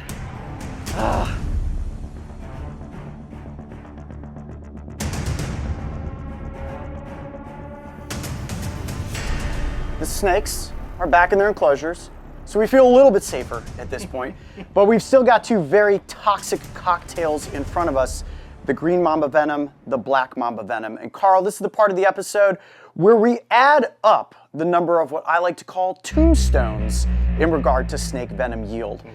Talk to us about these yields, and then we would love to hear your estimate as to how many humans this yield plus this yield would be capable of killing. So let's talk about this one and then that one, and then we'll add them up. Okay, Coyote, so when people talk about dangerous snakes, there are really two parts to that, maybe three parts to that equation. One part to that equation is venom toxicity. So we know that mambas really rank up in the upper toxicities of snake venoms, right? So as the lapids, cobras, and mambas, and all these snakes go, coral snakes, mambas are right up there. The next part of the danger equation is venom yield. And this has to do with how much venom does a snake put out in an average snake bite. And so we're going to talk about mamba venoms here, the East African green and the black. The East African green yield is about 50 milligrams of venom on an average yield. Now remember, we had that snake bite multiple times. And it's got a pretty low viscosity. This does. So some mamba venoms tend to be pretty light, pretty almost watery, whereas lots of our cobra venoms, this kind of thing, tend to be really viscous. King cobra venom is almost like maple syrup. All of that plays a role in how the venom spreads in the body. But so in the green mamba yield, now remember, he bit 2 or 3 times on this thing. We wind up with about 50 milligrams of venom. And we think that a guesstimate on green mamba lethal dose is probably somewhere in the neighborhood of 10 or 15 milligrams of venom. Wow. So this would be probably in the neighborhood of 3-4 lethal doses of venom, something like that. Okay. 4 tombstones off of the green mamba bite. Now black mamba, bigger snake, whole different bigger picture. yield. Sure. And a greater toxicity. So black mamba venom, we think probably somewhere, a lethal dose, probably somewhere between 5 and 10 milligrams. To give you a sense of that, that would be like 5 or 10 grains of salt in your hand. That's a lethal dose of black mamba venom. Again, we had that snake bite more than once. He gave us about 2 or 3 shots in here, but we're looking at about 200 milligrams in that draw right there. So of those shots, we were looking at probably 50 milligrams, 60 milligrams, this kind of thing. We wound up with a total yield of about 200 milligrams. So in the case of black mamba venom, if we were to say, well, 10 milligrams is lethal, and I think that's probably high, we would be looking at 20 lethal doses of venom here. So, and if we cut that in half, 40 lethal doses of venom. And again, we were talking about danger and yield being a part of that. So a big king cobra might give you 1,200 milligrams of venom for maybe 60 lethal doses. Okay. So even though quite a bit less toxic than the black mamba, the king cobra, or at least less toxic, huge amounts of venom. Or an eastern diamondback, where you might get 10 lethal doses of venom in one shot, because it's way less toxic, but lots more venom. Does that make sense? Makes complete sense. So it has to do with the level of toxicity, the yield, and I imagine the last part then becomes the snake's proximity to humans and how often you may or may not encounter that snake based on where it is that you live. So what we're ultimately able to surmise here is that a mamba bite is a guaranteed death sentence without antivenom regardless. It doesn't matter if it's going to kill 4 people or 20 people, you are one single individual person. And if you were bitten by either of these snakes, it's a medical emergency. No question, a medical emergency, and potentially, depending on how much venom he injected, lethal. Yes, absolutely. So what happens with this venom now that we've milked it? Where does this go specifically? So the venom here will be filtered, it'll be cleaned up a little bit, it'll be frozen, and then it'll be freeze-dried into a powder form, into a powder substance. And once we have it in that freeze-dried form, it can be stored for literally decades. All of our mamba venom is going to research applications. We are not producing these venoms particularly for antivenoms. Some of the labs around the world are producing venom specifically for mamba antivenom. We don't do that here. Our mamba venoms are produced for research, and a good part of it is in the United States or Europe. Right. And when it comes to antivenom and its availability based on where you live, so here in the United States, the snakes we can come across, antivenom is produced that specifically can help people if they're bitten by those species local to them. But in a country like South Africa, where you've got a lot of these snakes, depending on where you live, could be a big difference as to whether or not you can even get antivenom, correct? Yeah, you know, I think the African continent is really a good place to think about the disparity in snakebite treatment worldwide. So we still see tens of thousands of deaths from snakebite in places like sub-Saharan Africa, in places like Southeast Asia, in parts of Central America and South America, where medical care may be days away. And in fact, when the individual gets to where they're going, there may not even be antivenoms available. So it's not even guaranteed that if you were in Africa and you were bitten by mamba, that if the medical facility you got to may not even have mamba antivenom. It may not even have mamba antivenom, and the medical facility may in fact be 2 days away from where you are out in the bush working with animals or whatever it is you're doing out there. Proximity is key. Everything. In you know, developed countries, we have an incredible luxury in access to medical care and access to antivenom in snakebite. Well, Carl, the work that's being done around the world, specifically the things that you and Mara are doing here to milk snakes and then ultimately have that venom be produced into antivenom, is saving lives on a daily basis. Thousands of lives every single year. So thank you for all the continued work that you're doing. Thank you, Thanks again, as always, for having us out here to the Reptile Discovery Center. Getting to milk the mambas today was certainly the top level of venomous snakes that we could have done a venom episode. Glad you guys enjoyed it. I'm Coyote Peterson. Be brave, stay wild. We'll see you on the next adventure. That was good. We made it through it. Snake bites seriously injure or kill over 600,000 people worldwide every year. How crazy is that? And Carl told us about this amazing group, the Asclepius Snakebite Foundation, a nonprofit that is dedicated to reversing the tragic cycle of snakebite outcomes through innovative research, medicine, and public health initiatives. Believe it or not, snakebite is a global health crisis. And if you want to help, check out their website because every donation helps them save lives. If you love animals, make sure to search for the Brave Wilderness channel on YouTube so you can join me and the crew on our next wild adventure.